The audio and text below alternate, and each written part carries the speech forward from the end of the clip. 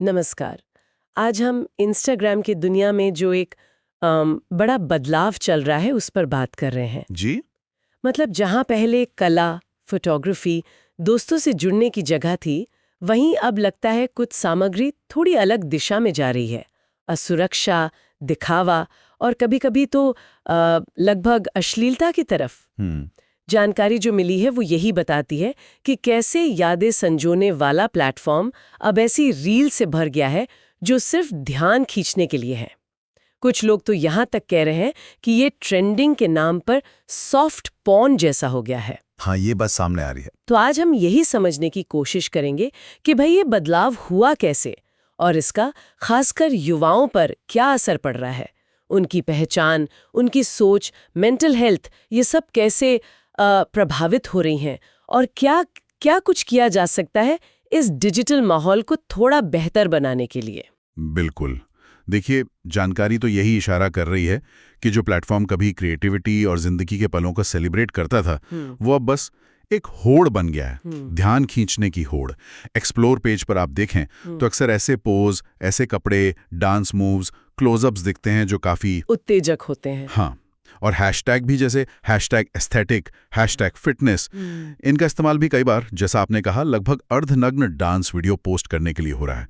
और चिंता की बात यह है कि ये सब बिना किसी चेतावनी या उम्र की पाबंदी के सबके सामने आ रहा है। हाँ, ये वाकई सोचने वाली बात है। मतलब पहले कहाँ लोग अपनी ट्रिप्स, खाने पीने की फोटोज, अपनी कला, वो सब डालते थे। हाँ। अब उनकी जगह अक्सर दिखती हैं वो रील्स जिनमें अजीब तरह से कमर मोड़ना, होंठ काटना या फिर बॉडी पार्ट्स पर स्लो मोशन जूम। और इन्हें नाम दिया जाता है कभी कॉन्फिडेंस का, कभी बॉडी पॉजिटिविटी का।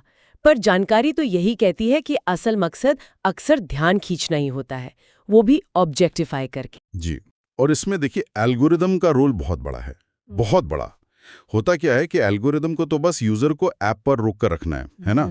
और इंसान का दिमाग वो ऐसी विजुअल चीजों पर, खासकर जो थोड़ी यौन उत्तेजना जगाएं, उस पर तुरंत प्रतिक्रिया देता है। अच्छा। तो अगर किसी ने ऐसी रील पर स्क्रॉल करते हुए बस 1 सेकंड के लिए भी पॉज किया, हाँ। तो एल्गोरिदम उसे समझ लेता है कि हाँ, इसमें दिलचस्पी है, और फिर वो वैसी और चीजें दिखाने लगता है।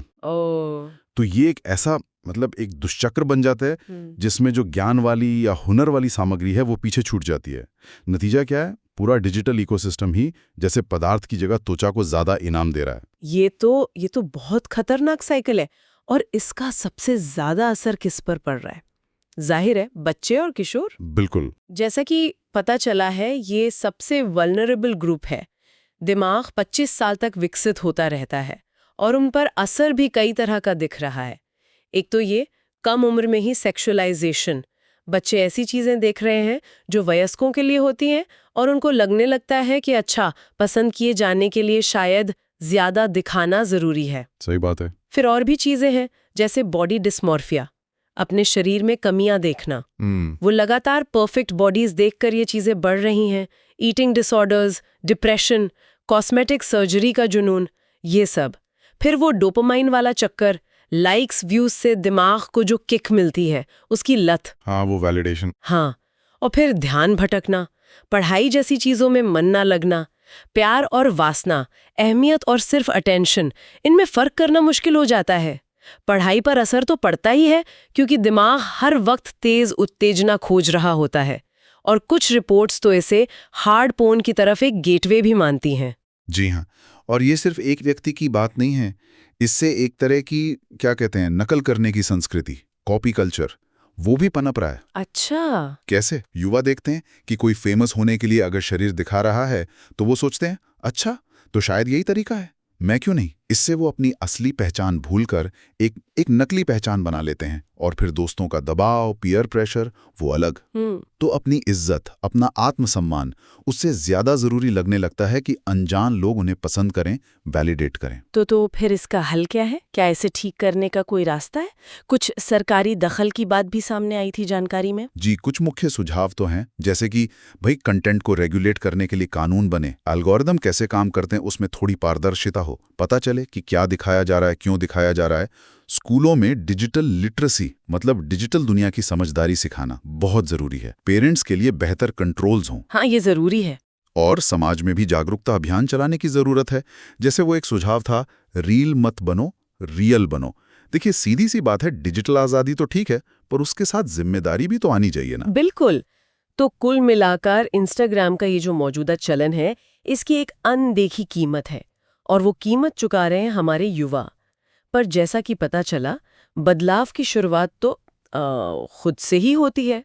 हम क्या देखते हैं, किसे फॉलो करते हैं, नुकसान पहुंचाने वाले अकाउंट्स को अनफॉलो करना, अच्छी सामग्री को सपोर्ट करना, दूसरों को भी थोड़ा समझाना, गलत चीज़ों की रिपोर्ट करना और हाँ, कभी-कभी फ़ोन से थोड़ी दूरी बनाना, डिजिटल डिटॉक्स लेना। जी। एक बात गांठ बांधने लायक है, मशहूर होने के लिए अपनी इज्जत बेचने की ज़रूरत नहीं और मनोरंजन के लिए जहर पीने की ज़रूरत नहीं है। बिल्कुल सही कहा।